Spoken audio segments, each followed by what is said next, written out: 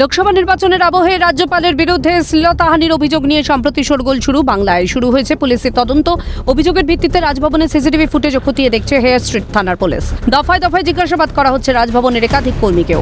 এখনো খোলেনি রাজভবন কাণ্ডের জট। রাজ্যের সাংবিধানিক প্রধানের বিরুদ্ধে ঘৃণ্য অপরাধের অভিযোগ নিয়ে ইতিমধ্যে শুরু হয়েছে রাজনৈতিক চাপানুতর।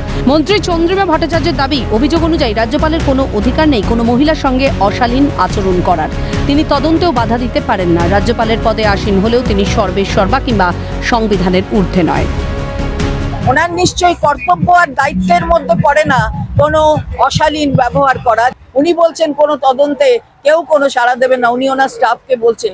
এটা কি উনি বলতে পারেন? সংবিধান ওনাকে এই ক্ষমতা দিয়েছে। উনি কি সর্বেসর্বা হয়ে গেছেন নাকি? চন্দ্রিমা ভট্টাচার্যের বক্তব্যের সঙ্গে অনেকাংশে সহমত তৃণমূল নেতা শান্তনু সেন। রাজ্যপালের ব্যক্তিগত কাজে কোচি ভ্রমণকেও কটাক্ষ শান্তনুর। রাজ্যপাল ভয় পেয়ে পালিয়েছেন দাবি তৃণমূল নেতার। এ বিষয়ে রাষ্ট্রপতির কাছে যথাযথ তদন্তের আর্জি তৃণমূল নেতা শান্তনু সেনের। মজার ব্যাপার, তিনি ভয় পেয়ে লেজ গুটিয়ে কোচিতে পালিয়ে গেছেন। তিনি যদি সত্যি নির্দোষ হন তাহলে তিনি কেন নিজে এসে তদন্তের সম্মুখীন হয়ে বলছেন না যে হ্যাঁ আমি তদন্তের সামনাসামনি করতে রাজি আছি। মনে করি যেহেতু ভারতবর্ষের রাষ্ট্রপতি একজন মহিলা, তিনি একজন পিছিয়ে পড়া সম্প্রদায়ের প্রতিনিধি। আমি ব্যক্তিগতভাবে রাষ্ট্রপতি মহোদয়কে অনুরোধ করব, যেহেতু একজন মহিলা রাজ্যপালের বিরুদ্ধে এই ধরনের অভিযোগ থানায় করেছে, আপনি বিষয়টি নিজে টেক আপ করুন এবং এটা যদি সত্য প্রমাণিত হয় তাহলে এই রাজ্যপালের বিরুদ্ধে আইনানুগ যা যা ব্যবস্থা নেওয়ার সেটা যাতে নেওয়া যায় তার পথ প্রশস্ত করুন। তবে রাজ্যপালের বিরুদ্ধে শ্লীলতাহানির অভিযোগ নিয়ে মুখ্যমন্ত্রীকে এক হাত নিলেন বিজেপি প্রার্থী শিলভদ্র দত্ত। শিলভদ্র দত্তের সাফ জবাব, রাজ্যপালের বিরুদ্ধে যে কোনো পদক্ষেপ গ্রহণ করতে পারেন একমাত্র রাষ্ট্রপতি। তাই এই বিষয়ে তর্ক না বাড়িয়ে মুখ্যমন্ত্রীর প্রয়োজন রাষ্ট্রপতির শরণাপন্ন হওয়া। কিন্তু রাষ্ট্রপতির দরবারে পেশ করছেন না কেন মুখ্যমন্ত্রী? প্রশ্ন দমদমের বিজেপি প্রার্থীর। মাননীয় মুখ্যমন্ত্রী বলেছেন 1000টা ঘটনা আছে। তা যদি 1000টা ঘটনা থাকে, এই ঘটনাটা প্রকাশ করা হলো না কেন আগে, হঠাৎ এই সময় কেন?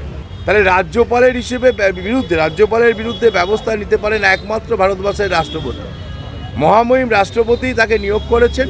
মহামহিম রাষ্ট্রপতি তার চাইলে তাকে রিমুভ করতে পারেন। তাহলে এখানে নাটক না করে, রাজনৈতিক মঞ্চে বক্তৃতা না দিয়ে, প্রেসের সামনে চিৎকার না করে, যদি প্রমাণ থাকে নিয়ে মহামহিম রাষ্ট্রপতির কাছে যাচ্ছেন না কেন? কিন্তু বাদী বিবাদী পক্ষে তর্ক বিতর্কে নেই আইএসএফ বিধায়ক নওশাদ সিদ্দিকী। বিচার ব্যবস্থার উপর সম্পূর্ণ ভরসা রাখছেন বিধায়ক। আইনের ঊর্ধ্বে কেউ না। যদি রাজ্যপাল এই ধরনের অন্যায় করে থাকেন তাহলে একটা শাস্তি পেতে হবে। আর রাজ্যপালকে রাজনৈতিক উদ্দেশ্যপ্রণীতভাবে চক্রান্ত যদি স্বীকার করার কেউ চেষ্টা করে, যারা করছে, যদি এটা কোনো স্ক্রিপ্টেড হয় তাদেরকে কিন্তু শাস্তি পেতে হবে। কার বক্তব্য সত্যি, কে বলছে মিথ্যে, সবটাই তদন্ত সাপেক্ষ। কিন্তু প্রশ্ন থেকেই যায়, ভোটের মুখে দুর্নীতি সহ একাধিক ইস্যুতে যখন রীতিমতো ব্যাকফুটে বাংলার শাসক দল, তখনই কি জনগণের নজর ঘোরাতে শ্লীলতাহানির অভিযোগ তোলা কোনো ষড়যন্ত্র? অভিযোগ সামনে আসে শাসক দলের নেতা মন্ত্রীরা বঙ্গের সাংবিধানিক প্রধানকে যেভাবে দোষারোপ করছেন, তাতে অভিসন্ধির সন্দেহটাই জোরালো হচ্ছে, তা বলাই বাহুল্য। ক্যালকাটা নিউজ।